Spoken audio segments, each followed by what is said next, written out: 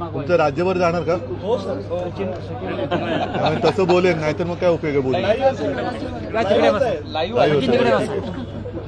ठीक आहे, चला. आज सकाळपासून मराठवाड्यातल्या आपत्तीग्रस्त भागामध्ये मी असं म्हणेन धावती भेट देतोय. माझ्यासोबत माझे सर्व शिवसेनेचे सहकारी तर आहेतच आणि आपणही माझ्यासोबत आहात. आपल्या माध्यमातून या संकटाची भीषणता ही सर्वांना कळलेली आहेच. आज मी मुद्दामून मराठवाड्यातल्या जनतेला आणि शेतकऱ्यांना एक दिलासा द्यायला आलेलो आहे.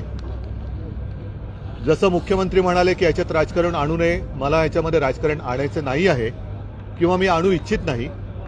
मात्र त्याच बरोबरीने जर का सरकारकडनं होणारी मदत ही तुटपुंजी असेल तर ती सुद्धा स्वीकारता येणार नाही. स्वीकारता येणार नाही म्हणजे तो जो काही आकडा आहे तो मान्य करता येणार नाही.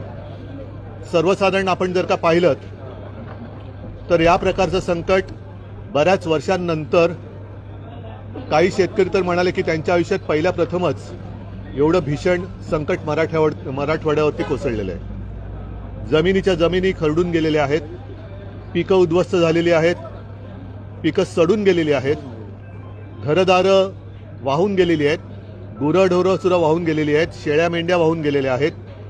एकूणच नुसतं शेतीच नाही तर इथल्या शेतकऱ्यांचं आणि आजूबाजूला राहणाऱ्या नागरिकांचं आयुष्य वाहून गेलेलं आहे. सरकारने जी काय मदत देऊ केलेली आहे ती फारच तुटपुंजी आहे.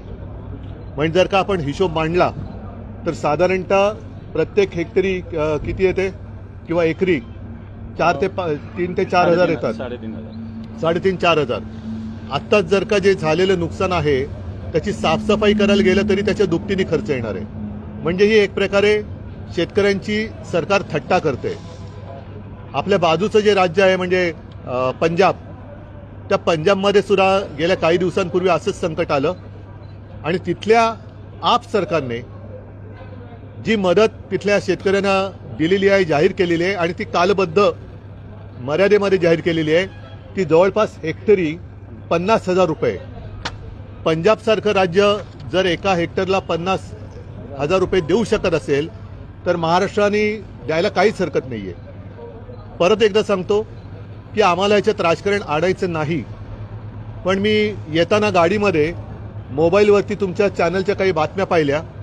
त्याच्यात आपले उपमुख्यमंत्री अजित पवार म्हणाले की आम्ही लाडक्या बहिणींवरती 45,000 कोटी रुपये खर्च करतोच आहोत ना.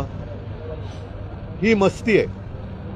45,000 कोटी वर्षाला तुम्ही जर का खर्च करत असाल, त्यातले घोटाळे आता एक बाहेर येतात, तो एक भाग वेगळा झाला. पण लाडक्या बहीण योजनेतून जे 1,500 रुपये त्या बहिणीच्या घरी दिले जात आहेत, त्या बहिणीचं घर आजच्या या परिस्थितीत 1,500 रुपयाने सावरलं जाणार आहे का? त्याचं उत्तर सुद्धा उपमुख्यमंत्र्यांनी द्यायला पाहिजे. मुलांची शिक्षणाची सगळी वाट लागलेली आहेत. घरदारांबरोबर दप्तरं, पुस्तकं, वह्या वाहून गेलेल्या आहेत आणि त्याच्यात भरीस भर म्हणून पीक विम्याची तर वाईटच परिस्थिती आहे. तो तर एक घोटाळाच आहे. बँकांच्या नोटिसा आता शेतकऱ्यांना यायला लागलेल्या आहेत. मी सर्व शिवसैनिकांना तर सांगितलंच आहे आणि शेतकऱ्यांनाही सांगतोय की तुमच्याकडे येणाऱ्या बँकांच्या नोटिसी एकत्र करा आणि आपल्या नजीकच्या शिवसेने शाखेत नेऊन द्या. त्याचं पुढे काय करायचं ते आम्ही बघतो. ज्या शेतकऱ्यांशी मी बोललो त्यांची मागणी ही आम्ही लावून धरणार आहोत. त्यांचं म्हणणं, साहेब तुम्ही जशी कर्जमुक्ती केली होती, अर्थात एखाद्या केलेल्या गोष्टीची जाहिरात करणं हा काही माझा स्वभाव नाही, पण अजूनही शेतकरी ती कर्जमुक्ती विसरलेली नाहीत.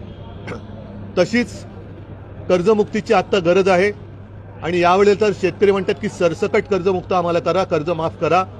मुख्यमंत्री जे वारंवार सांगतात की आम्ही योग्य वेळी करू, योग्य म्हणजे तुम्ही निवडणुका आल्यानंतर जसं 2019ला निवडणुकीच्या तोंडावर कर्जमुक्ती किंवा कर्जमाफी जाहीर केली आणि त्याच्यात सुद्धा एवढ्या अटीतटी टाकल्या होत्या की शेतकरी म्हणाला याच्यापेक्षा मी एक वेळ पाहिजे तर गळफास लावून घेतो पण तुमची कर्जमाफी नको.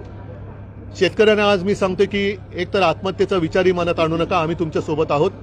पण मुख्यमंत्र्यांना विचारतोय की तुमची योग्य वेळ ही काय तुम्ही पंचांग बघून सांगणार आहात की कधी योग्य वेळ आहे, मुहूर्त काढून सांगणार आहेत का?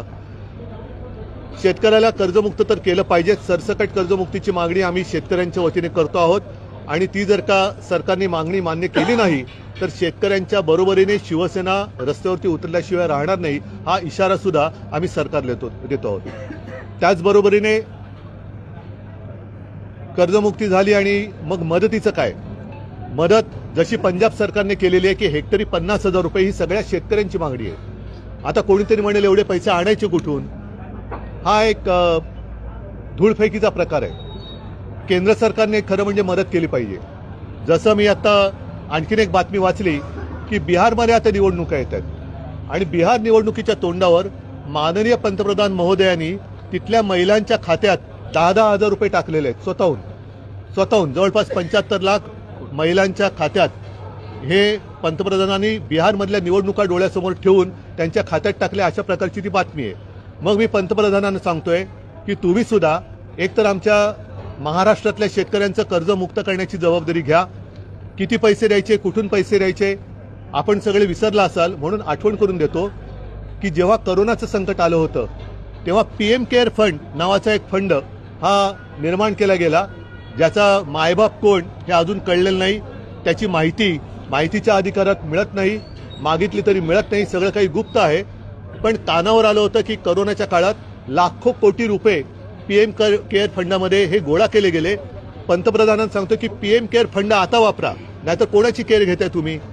PM केअर फंडातून माझ्या शेतकऱ्यांना कर्जमुक्त करा, नाहीतर शेतकऱ्याला पर हेक्टरी 50,000 रुपये द्या. ह्या सगळ्या गोष्टी ज्या आहेत ह्या पंतप्रधानांनी एक विश्वगुरू म्हणून आपल्या शेतकऱ्यांची काळजी घ्यायला त्यांना काही हरकत नाहीये. म्हणून ही काही जबाबदारी हे पंतप्रधानांनी घ्यायला पाहिजे. परत सांगतो, PM केअर फंडातून भरघोस मदत म्हणजे शेतकऱ्यांना ते कर्जमुक्त करू शकतात. एवढे पैसे त्यांच्याकडे त्या PM केअर फंडामध्ये आहेत. जर PM केअर फंड आत्ता वापरणार नसाल, मुख्यमंत्र्यांची योग्य वेळ आत्ता येणार नसेल तर योग्य वेळ येणार कधी आणि PM कोणाची केअर घेत आहेत हे सुद्धा आम्हाला कळू द्या. तर या सगळ्या आमच्या मागण्या आहेत. टप्प्याटप्प्याने आम्ही या गोष्टी आणखीन स्पष्टतेने बोलत जाऊ. आजपर्यंत यापूर्वी ज्या काही घोषणा केल्या होत्या त्या अवेळी पाऊस झालेल्या, अतिवृष्टी, पूर ह्या सगळ्या 2023 पासून आहेत आणि मंजुरी ही जवळपास 14,000 कोटी म्हणजे 13,819 कोटीची झालेली आहे. आता याच्यामध्ये आले किती कोटी रुपये, त्याच्यात आत्ताचे परत हे 2200 कोटी प्रत्यक्ष आले किती रुपये, की शेतकऱ्यांना किती पैसे मिळाले, हाही सुद्धा एक ह्याचाही एक पंचनामा केला गेला पाहिजे. म्हणून मला परत एकदा मुख्यमंत्र्यांना सांगायचं आहे की आम्ही राजकारण आणत नाही, तुम्ही आणू नका. घोषणा फार तुटकी केलेली आहे, त्रोटक घोषणा तुम्ही केलेली आहे, ती आणखीन मोठ्या प्रमाणावरती व्हायला पाहिजे आणि घोषणा केल्यानंतर ती हवेत विरून न जाता, कागदावर न राहता तुमचे सरकारचे जे काही अधिकारी आहेत ते जर का आडमुठेपणाने वागले तर त्यांच्याबद्दल सुद्धा शिवसैनिक त्यांना जाब विचारल्याशिवाय राहणार नाही. म्हणून विनासायास शेतकरी आजच संकटात आहे, खचून गेलेला आहे, त्याला आत्ता धीर देण्याची गरज आहे. आत्ता तुम्ही धीर द्यावा अशी आमची मागणी आणि अपेक्षा आहे. सर, एकनाथ शिंदे असं म्हणाले की तुम्ही पाहणी करून काय मदत वाटप करणार आहे का, अशी खिल्ली उडवली सर त्यांच्या. ती एक बेनामी कंपनी आहे त्यांचा पक्ष, म्हणजे त्यांच्या बोलण्याला मी काय अर्थ हे देत नाही. जे स्वतःची जाहिरातबाजीमध्ये मशगूल आहेत अशा लोकांना मी किंमत देत नाही. परत एकदा सांगतो की PM केअर फंडातून शेतकऱ्यांना कर्जमुक्त करू शकतात. एवढे पैसे त्याचे पटीने PM फंडामध्ये पैसे आहेत, तर पंतप्रधान ती जबाबदारी घ्यावी. तुम्ही म्हणताय ते असं म्हणताय की अजित पवार असं म्हणाले की सगळी सोंग करता येतात पण पैशाचं सोंग करता येत नाही. हे जर त्यांना माहिती आहे तर ज्याप्रमाणे ते सोंग करून उपकार केल्याच्या आवेशामध्ये सांगतायत लाडक्या बहिणीबद्दल, तर मला त्यांना सांगायचं की मी तुम्हाला मार्ग पण दाखवतोय. PM कडे जा, तुमचं डबल इंजिनचं सरकार आहे, त्यांनी नुसता धूर सोडू नका, तर पंतप्रधानांकडे जाऊन PM केअर फंडातून पैसे घेऊन या. राज्याच्या मुख्यमंत्र्यांना एका शेतकऱ्यानं प्रश्न विचारला की पाठीमागच्या मदतीचं काय. मुख्यमंत्री म्हणाले की राजकारण करू नका. तर दुसरीकडे अजित पवार असं म्हणतात की 45,000 कोटी रुपये आहे, आम्ही लाडक्या बहिणीवरती खर्च करतो. एका शेतकऱ्यानं प्रश्न विचारल्यावरती दादा असं म्हणाले की त्याला मुख्यमंत्री करा ना, बरा पडेल तो, कारण त्याला दुःख तो भोगतोय, त्याला त्याचं दुःख माहिती आहे. तुम्ही म्हणून मी म्हटलं ना, लाडकी बहीण करताय, त्या लाडक्या बहिणीचं घर 1,500 रुपये पर महिना यांनी सावरलं जाणार आहे का? आत्ता मुलाबाळांचं जे नुकसान झाले शिक्षणाचं फी माफ होणार आहे का? त्याच्यानंतर ज्यांची जमीन खरडून गेलेली आहे, 5-5 वर्ष लागतील काही जमीन परत ती त्या अवस्थेत आणायला. खर्च निघणार कसा? आता सगळं पीक गेल्यानंतर केवळ हाच हंगाम नाही, पुढचा हंगाम सुद्धा आता धोक्यात आलेला आहे. हे एवढं डोक्यावरचं कर्ज हे लाडक्या बहिणीच्या 1500 रुपयांनी भागलं जाणार आहे का? ह्याचं उत्तर हे अजितदादांनी द्यावं आणि मग त्यांना काय खेळायचं असेल ते खेळू द्या. टाइम बॉन्ड काहीतरी असलं पाहिजे की किती दिवसामध्ये या शेतकऱ्यांपर्यंत मदत मिळाली पाहिजे. तसं तुम्ही दिवाळीच्या टाइम बॉन्ड आवाहन करता की एवढा माझी अपेक्षा आहे दिवाळीच्या आत, कारण मुख्यमंत्र्यांनी काल तसं घोषणा केलेली आहे, दिवाळीच्या आत मी दिवाळीच्या नंतर परत एकदा मराठवाड्यामध्ये येणार तर आहेच, पण शेतकऱ्याला जर का या सरकारने कर्जमुक्त केलं नाही तर कर्जमुक्तीसाठी शेतकऱ्याच्या खांद्याला खांदा लावून शिवसेना रस्त्यावरती उतरल्याशिवाय राहणार नाही. सरसकट म्हणताय, मात्र आकडा काही सांगत नाहीये, पैशांचं काही बोलत कोण? नाही. मुख्यमंत्री फक्त मदत देऊ इतकंच बोलतात. नाही, म्हणूनच की आता हे राजकारण करत नाहीत असं मला वाटतं, पण त्यांनी त्याच्यात स्पष्टता आणावी आणि कर्जमुक्ती जसं मी कालबद्ध स्वरूपामध्ये ती केली होती, करोना असताना सुद्धा केली होती, कालबद्ध होती, तसं तुम्ही कालबद्ध एक तारीख जाहीर करा की या तारखेपासून या तारखेपर्यंत एवढं कर्जमुक्त आम्ही शेतकऱ्यांना करून टाकू. पण ते कालबद्धही सांगत नाही, स्वरूप पण सांगत नाहीत, नेमकं आम्ही काय करणार? आता त्यांच्या प्रश्नाची उत्तर मी कशी देऊ? पण तुम्ही काय मी- त्यांना सूचना करा, कारण मी त्यांना सूचना केलेली आहे, की कालबद्ध कार्यक्रम आखा, पंचनाम्याचं थोतांड करू नका. जसं स्वतःच्या जाहिरातबाजीवरती तुम्ही हजारो कोटी रुपये उधळले, त्याचा पंचनामा जनता करते, त्याच्यामुळे ह्या पंचनाम्याच्या शुल्ककाष्ट किंवा काय असतं त्याच्यामध्ये जनतेला अडकवू नका. विनासायास त्यांना मदत द्या, कारण शेतकरी आज खचलेला आहे. अनेकांची, काही जणांची घरं वाहून गेलेत, काही शेतकरी नाही आहेत पण त्यांची सुद्धा घरं वाहून गेलेत. मग प्रधानमंत्री आवास योजना जी काय आहे त्याचा आभास न आणता तुम्ही त्यांना आता घरं बांधून का देत? पंजाबचं सरकार घरं बांधून देते. तर पीएम केअर मधून पैसे द्या असं म्हणालात, याचा अर्थ तुम्हाला असं म्हणायचं आहे का की याला राष्ट्रीय आपत्ती म्हणून घोषित करा? का महाराष्ट्र राष्ट्रात येत नाही? पंजाब राष्ट्रात येत नाही? राष्ट्र म्हणजे काय, फक्त गुजरात आहे? ही आपत्ती जर महाराष्ट्रातल्या शेतकऱ्याचं धान्य संपूर्ण देशात जात असेल तरी राष्ट्रीय आपत्ती का नसावी?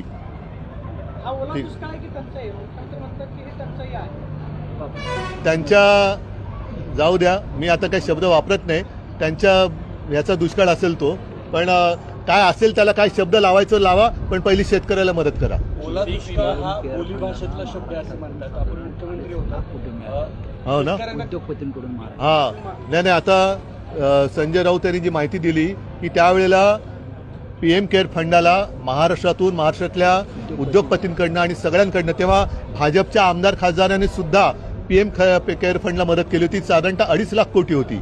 मग त्यातले 25,000 कोटी, 50,000 कोटी आज जर दिले तर माझ्या महाराष्ट्रातला शेतकरी कर्जमुक्त होतोय.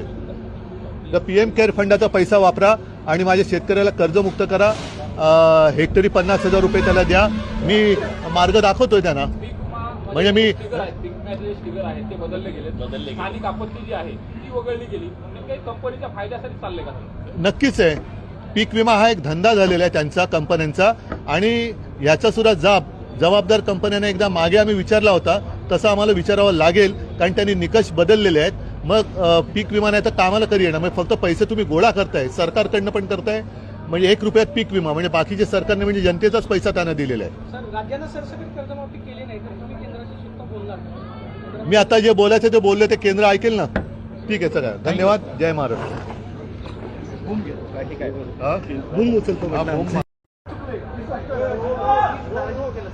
आले